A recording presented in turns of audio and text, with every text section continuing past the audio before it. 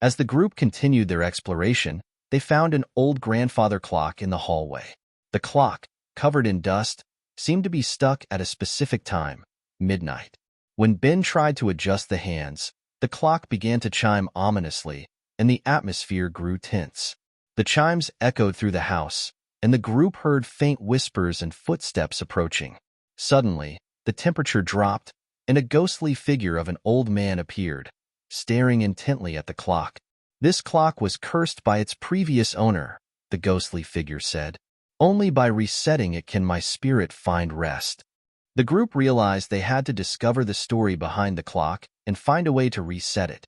They began their research, uncovering clues about the previous owner and the curse that bound the spirit to the clock. The group discovered that the clock's previous owner, Reginald Marks, was an eccentric inventor who had created the clock as a gift for his wife. However, after her untimely death, Reginald became obsessed with time and performed a ritual to stop the clock at the moment of her death, hoping to keep her spirit alive. Instead, he inadvertently trapped his own spirit within the clock. "We need to perform a ritual to release his spirit," Sarah said. "It's the only way to reset the clock." The group gathered the necessary items for the ritual: a silver key, a piece of Reginald's old journal, and a vial of holy water. They placed the items around the clock and began chanting an incantation they found in Reginald's journal. As they chanted, the hands of the clock began to move backward, and the ghostly figure of Reginald Marks appeared again, his expression one of relief. "Thank you," he whispered as his spirit faded away. The clock's chimes returned to a normal rhythm, and the oppressive atmosphere lifted. During their exploration of an old bedroom, Lisa found a beautifully crafted music box on a dusty dresser. When she opened it, a haunting melody filled the room, and a delicate ballerina figurine began to twirl. Suddenly, the air grew cold, and the group saw the figure of a young girl watching them from the corner of the room. "That music box belonged to me," the girl said softly. "It was a gift from my mother, but I lost it before I passed away. Please, help me find peace." The group realized that the music box was the key to freeing the girl's spirit. They decided to investigate its origins and find out more about the young girl. The group researched the music box and discovered that it had belonged to a girl named Amelia Wellington. She had received it as a gift on her 10th birthday, but had lost it shortly before her tragic death. The music box had since been passed down through generations, eventually finding its way back to the Wellington Manor. "We need to find out what happened to Amelia and why she's still here," Ben said. They began to search for any records or diaries that could shed light on Amelia's life and death. In the attic, they found an old trunk filled with Amelia's belongings, including a diary that detailed her final days.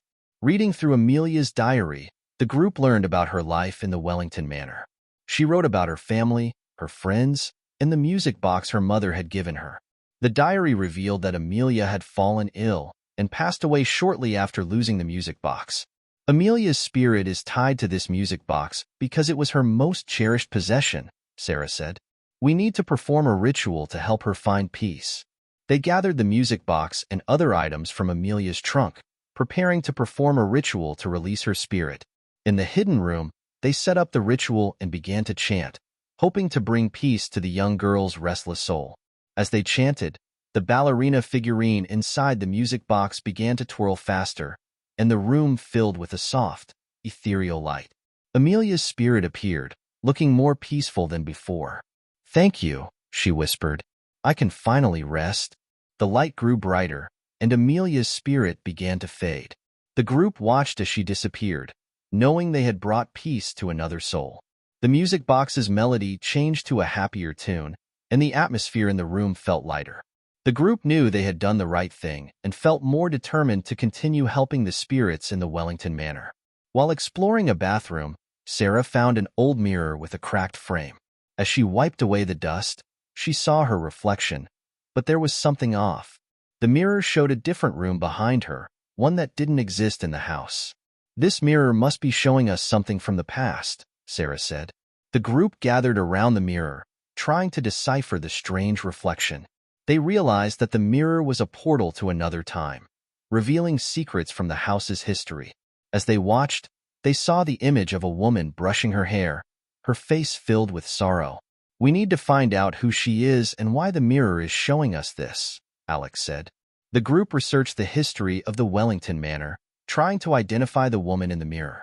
They discovered that she was Margaret Wellington, the original owner's wife. Margaret had been known for her beauty and her tragic death under mysterious circumstances. As they continued to watch the mirror, they saw glimpses of Margaret's life and the events leading up to her death.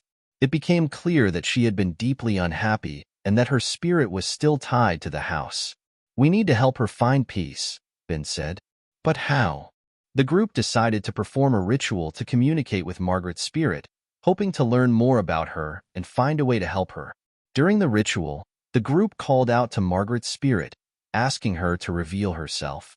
The mirror's surface began to ripple, and Margaret's ghostly figure appeared. "Help me," she pleaded.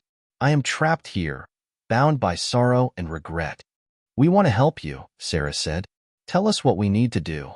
Margaret's spirit told them that she had been poisoned by her husband, who had discovered her affair with a close friend. Her spirit had been trapped in the mirror, reliving her final moments over and over. "We need to perform a cleansing ritual to release her spirit," Sarah said. The group gathered the necessary items for the cleansing ritual: sage, candles, and a bowl of purified water. They set up the ritual in front of the mirror and began to chant, hoping to free Margaret's spirit from her torment. As they chanted, the mirror's surface glowed, and Margaret's figure became clearer. The air grew cold, and they heard her sobbing softly. "Keep going," Alex urged. "We're almost there." The group continued to chant, their voices strong and steady. The mirror's glow intensified, and Margaret's spirit began to fade. With a final, grateful smile, she disappeared, and the mirror returned to its normal state. While exploring the attic, Lisa found an old, intricately detailed dollhouse. It was an exact replica of the Wellington Manor, complete with miniature furniture and dolls representing the house's former residents. "This dollhouse is amazing," Lisa said. "But why is it here?" As they examined the dollhouse, they noticed that the dolls were positioned as if reenacting scenes from the past. One of the dolls caught Sarah's eye. It was lying on the floor, as if it had been pushed. "These dolls might be showing us something important," Sarah said. "We need to investigate further." The group decided to research the history of the dollhouse, hoping to uncover its secrets and the stories it held. The group discovered that the dollhouse had been created by Elizabeth Wellington as a way to document the events that took place in the manor. Each doll represented a member of the Wellington family or a significant person in their lives. "We need to figure out what these scenes mean," Ben said. "They might give us clues about the house's past." As they rearranged the dolls, they noticed that certain positions triggered memories and visions of past events. They saw scenes of arguments, celebrations, and even moments of tragedy. One particular scene showed a doll representing Elizabeth standing over another doll, which appeared to be lifeless. The group realized that the dollhouse might hold the key to understanding Elizabeth's fate. While examining the dollhouse, Lisa found a small, hidden compartment at the base. Inside, there was a tiny key, intricately designed and old. "This must be important," she said, holding up the key. "But what does it unlock?" The group searched the attic for any locks or doors that the key might fit. After hours of searching, they found an old, locked chest hidden behind a pile of dusty books. "This has to be it," Alex said, inserting the key into the lock. The chest opened with a creak, revealing a collection of letters, photographs, and a journal. The items belonged to Elizabeth Wellington and detailed her final days in the house. Reading through Elizabeth's journal, the group learned about her struggles and the events leading up to her death. She wrote about her fears, her hopes, and her attempts to protect her family from the dark forces that plagued the house. "She knew about the curse," Sarah said, "and she tried to stop it."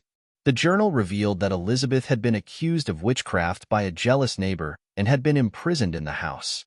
Her final entry described a ritual she had attempted to break the curse, but it had failed, resulting in her tragic death. "We need to finish what she started," Ben said. "We need to break the curse for good."